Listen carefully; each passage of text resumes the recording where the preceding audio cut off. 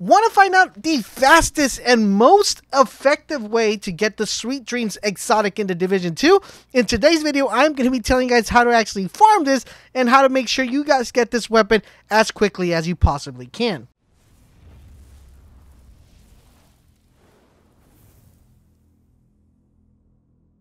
Evasive, this is LaserBolt coming at you with another Division 2 video. In today's video, guys, we are going to be talking on how you are able to obtain the Sweet Dreams. Not only on how you're able to obtain this, but the most effective way that could tilt the advantage of you actually getting this drop, as opposed to you just having to grind the mission over and over and over. Now, this exotic weapon is by far one of the hardest ones to get. I see multiple people attempt this 30 times, attempt this 40 times. Even some people have played the mission 100 times repeatedly to no avail. They can't just simply get this weapon to drop. But today I'm going to tell you guys exactly what you will need to do, and if you follow my simple steps and guides on how to get this weapon, I can guarantee you guys you are more likely to get this weapon to drop than doing any other method or any other video you've heard. But before I tell you guys that, let's take a look at the actual weapon itself. The Sweet Dreams shotgun is an exotic shotgun currently found in the game. Now, it has a little reference that says, "Who are you to disagree?" ? It comes with a whopping 122.9k damage in the weapon with a RPM of 70, and it comes with 8 shells within the mag. Its accuracy, it's really bad, and its stability is actually pretty decent for a shotgun, but not the best out of all the shotguns currently found in the game. But this weapon does pack a punch. Its reload time is 5.4, critical strike range is 0 to 20 meters, so you definitely have to be close to your target in order for you to actually be able to take advantage of this weapon. But now let's take a look at its talents, and this is what separates this shotgun from any other shotgun in the game. It comes with the first talent called Sweet Dreams. It says landing a melee attack on an enemy after swapping to this weapon grants 35 bonus armor and applies the Sandman debuff. Now, killing an enemy with the Sandman debuff reapplies the bonus armor. So basically what this means is anytime you melee someone, boom, you hit them, right? After that, you swap to this weapon and you shoot them, it gives you 35% bonus in your armor.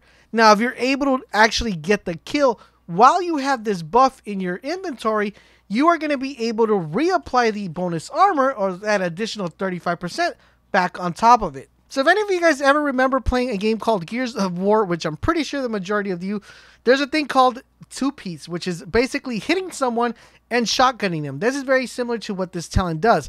This talent allows you to melee someone, get a 35% bonus armor, and if you actually hit a pellet or hit someone with the shotgun shell, you are going to have that 35% bonus. But on top of that, if you get a kill with that bonus on you, you will be able to regain that bonus armor back. The next talent is called Sandman. Now, the Sandman says is this debuff prevents the enemy from using armor kits and from receiving healing from any source. Think about it this way. If those of you guys have been hunting hunters and trying to get the mask, you guys know that the hunters have an ability that allows them to repair or also heal themselves.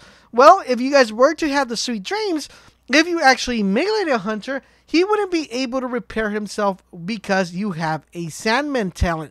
This Sandman talent, what it does, it prevents an enemy from actually getting an armor kit or receiving healing from any source currently in the game. So this weapon might become very viable when we get to the end game, which is probably World Tier 5 and the Raid. Next up, it has a talent called Evasive. While equipped, dodging reloads 1% of your current weapon's magazine. So basically, anytime you roll or dodge, you'll be able to reload 1% of the current weapon that's in your magazine. This is a very interesting one because it does help you for, when you're trying to escape, and kind of like that scenario where I put where the hunter, where you're trying to kill a hunter, you're going to be rolling and dodging, so you'll be able to be reloading your weapon every time you're dodging and rolling. Now, the question you might be asking is, Laser, is this weapon good? Is this weapon bad? Should I actually farm this weapon? How exactly can I guarantee the drop or have a better probability of actually getting this weapon to drop for me? Well, let me answer that question very simply. Right now, we haven't really got into the end game of the game, so we technically don't know how the end game of the Division 2 is. This is the type of weapon, based on its talents, that it could be very viable in the end game. Now, as of right now, a lot of us are already World Tier 4, and we're playing the game, and there's multiple weapons that we're using, and some of these weapons are actually a little bit better, if not exponentially better, than the weapon than the Sweet Dreams. But when the end game comes, these talents actually might be becoming very viable. Now, of course, granted, I would probably like to see a buff on the talent, the Sweet Dreams. I do feel that needs a little bit more of an overhaul. But as of right now, we don't know how viable this weapon is in the end game. Now, granted, most of the exotics that we've gotten to drop in the game seem to be, okay, but we don't know how potent these weapons are because we haven't achieved the end game in the Division 2. Once the end game comes out, and we actually test these weapons within the end game and how viable these weapons could be, or how OP these weapons could be, maybe defeating a boss, or taking out an enemy in a raid, it gives us a better assessment if these weapons are worthy of being called exotic. So for my personal point of view is get the weapon as soon as you possibly can. It's better to have the weapon for when the raid comes out or we hit World Tier and there's a thing that says everybody needs to have the Sweet Dreams, and you're like, crap, I should have farmed the Sweet Dreams instead of just, prolonging it, and I thought it was a bad weapon. Trust me, guys, I come from playing a lot of loot and shooters, and this tends to happen a lot. There's a specific weapon that drops, and in the beginning of the game, it's like, oh, that weapon sucks. And then you get to later on, throughout the progression of the game, that weapon becomes so viable, and going back and grinding that weapon becomes a little bit of a drag.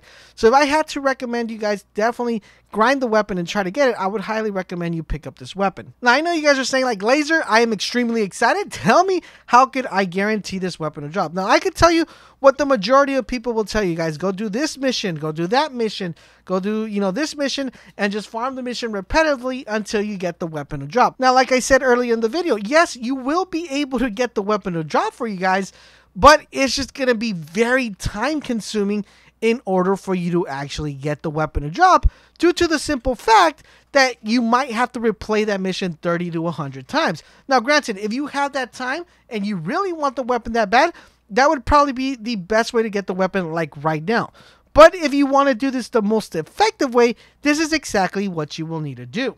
Now, as of right now, fellas, there is a total of 3 missions that this weapon drops from. You can get this from the DC headquarters mission. You could actually get this from the stronghold called the Roosevelt Island, and you could also get it from the mission called the Pomatic Event Center. You're probably wondering, Laser, we've heard that before. That's where we know where to get these missions. But here is the secret sauce or the secret ingredient to better the chances of you actually getting this weapon. If you guys keep a track every single day of when these missions are spawning, you want to make sure you're playing these missions when these missions are in challenge mode. I'm not referring to the simple fact of going to the mission, highlighting the mission, and selecting difficulty challenge. I'm talking about when you see the mission having a little circle that's pulsating. That means that that mission is either a daily challenge or it's a weekly challenge. You're going to want to make sure you keep track on all these 3 missions. You want to make sure you keep a track on the DC headquarters, on the, on the Roosevelt Island, and on the Pomatic event. If any of these 3 missions has the little circle and that little circle's pulsating, there is a exponential huge chance of you actually getting this weapon. Now, granted, you could go and play these missions on hard. It doesn't really matter what difficulty you played in. The only thing that matters is that the higher the difficulty is, the more likelihood of you getting the weapon. So if you play it on normal, there's a, I would say like a 5% chance you'll get the weapon. If you play it on hard, there's like a 20% chance of you getting it. So the more difficult the mission is, the more chance you have to drop. But when that mission has the little circle, the chance of you actually obtaining that weapon shoots up exponentially, and you'll be able to get the weapon. Now, the cool thing about this weapon is if you go in with a team of 4 and you already have the weapon, you're able to transfer that weapon and give that weapon to someone that else is in your fire team. So even if you already have the weapon and you want to help a friend out, it's always good to go in there. Maybe you get the weapon and you could give it to someone, or if everybody already has it, you could just, dismantle it and get that exotic material. And there you guys have it. That is how you get the first exotic shotgun currently found in the game. There's still another shotgun I'm still chasing, which is the sniper. As soon as I get information on how to be able to obtain that weapon, I actually get it, then we'll go ahead and make a video for you guys letting you know how exactly you get the sniper. I do hope you guys did find this video helpful and informative. If you did, do me the huge favor, guys, drop a like, share this video with your friends because it does help me out a lot. Don't forget, guys, if you have any questions in regarding this or any other additional video, follow me on any of my social medias. The link is down below in the description. If you ever want to have some fun time, chillax, or maybe just now that the raid's coming out, want to come and need help doing the raid, make sure you check us out over on Twitch. The link is down below. Hit us with that follow and we'll help you guys complete the raid if you guys are having a hard time completing that when that becomes live. Thank you guys for tuning in, and don't forget WGATAP, and I will catch you guys on the next video.